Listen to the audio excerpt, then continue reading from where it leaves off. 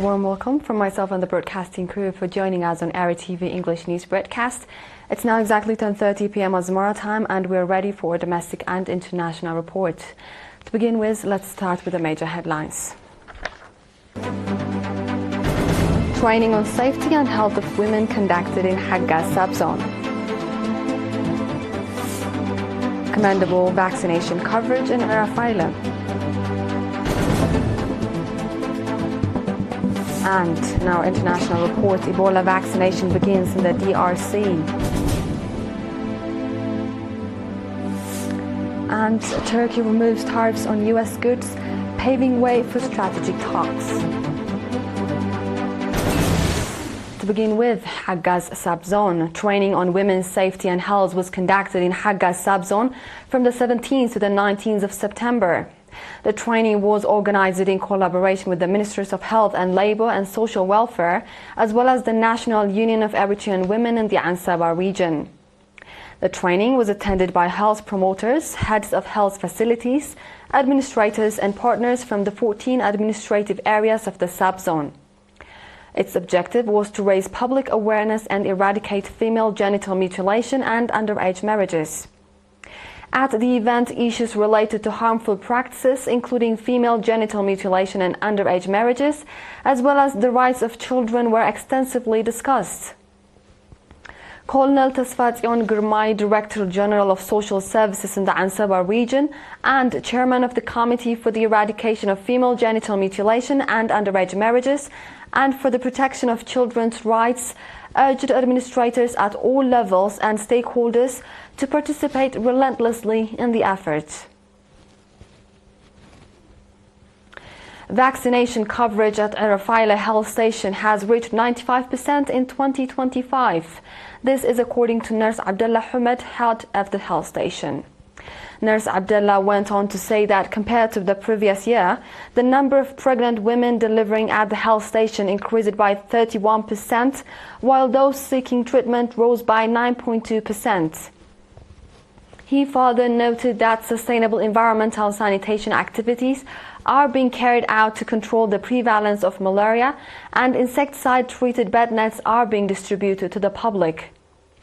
Mr. Muhammad Ali Ghas, administrator of the Eritrea administrative area, and Mr. Mahmoud Shum, a member of the village health committee, called for timely solutions to challenges facing the health station, including water pipeline shortages and the need for an ambulance.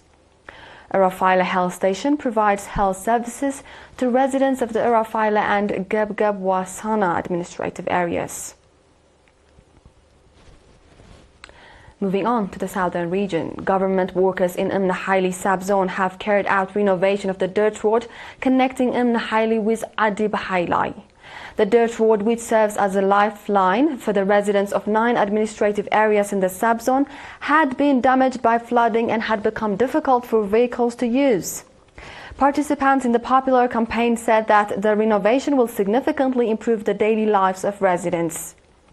The 30-kilometer Haile Adi Bahailai dirt road serves about 80% of the residents in the subzone. This wraps up our domestic news for this session. Dear viewers, we now will take a short break and be back with international news. Stay tuned.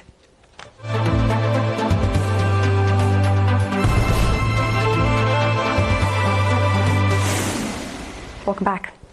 Our focus now shifts to the Ebola outbreak in Central Africa. Vaccination of frontline health workers and contacts of people infected with Ebola virus disease has begun in the Democratic Republic of the Congo's Kasai province, where an outbreak of the disease has been declared. An initial 400 doses of the Ebola vaccine from the country's stockpile of 2,000 doses pre-positioned in the capital Kinshasa have been delivered to the current hotspots of the outbreak. Additional doses will be delivered to the affected localities in the coming days. The vaccine is being administered through a ring vaccination strategy, which entails vaccinating individuals at highest risk of infection after having come into contact with a patient confirmed with the virus. It is also recommended for healthcare and frontline workers responding to the outbreak who may be in contact with Ebola patients. The International Coordinating Group on Vaccine Provision has approved around 45,000 additional Ebola vaccine doses to be shipped to the DRC as part of the ongoing outbreak response. In addition to the vaccines, treatment courses of the monoclonal antibody therapy drug have also been sent to treatment centers for clinical care.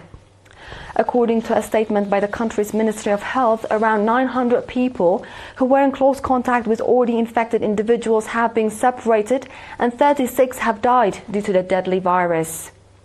The World Health Organization assesses the overall public health risk posed by the ongoing outbreak as high at the national level, moderate at the regional level, and low at the global level. In today's final report, Turkey removed the extra tariffs it put on several U.S. products during a 2018 diplomatic row, clearing the path for a White House summit.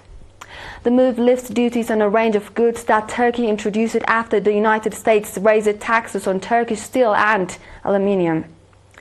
Turkey's trade ministry said the step is part of a plan to lift two-way commerce to $100 billion. The move lands just before a Thursday meeting between Turkey's President Tayyip Erdogan and US President Donald Trump. The Turkish leader wants the summit to mark a turning point for the uneasy ties between the NATO allies and has proposed aircraft orders with Boeing and Lockheed Martin worth tens of billions of dollars in total. The tariff rate the United States applied to Turkish goods was set at 15% in August, lower than many peers.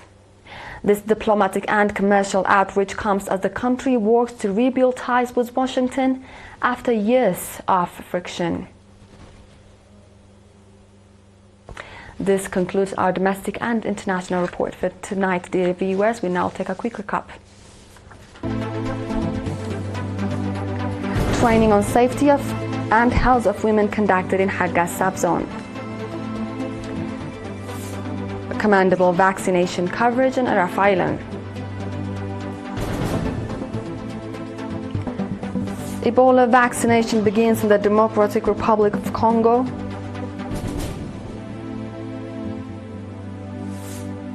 And Turkey removes tariffs on US goods, paving way for strategic talks.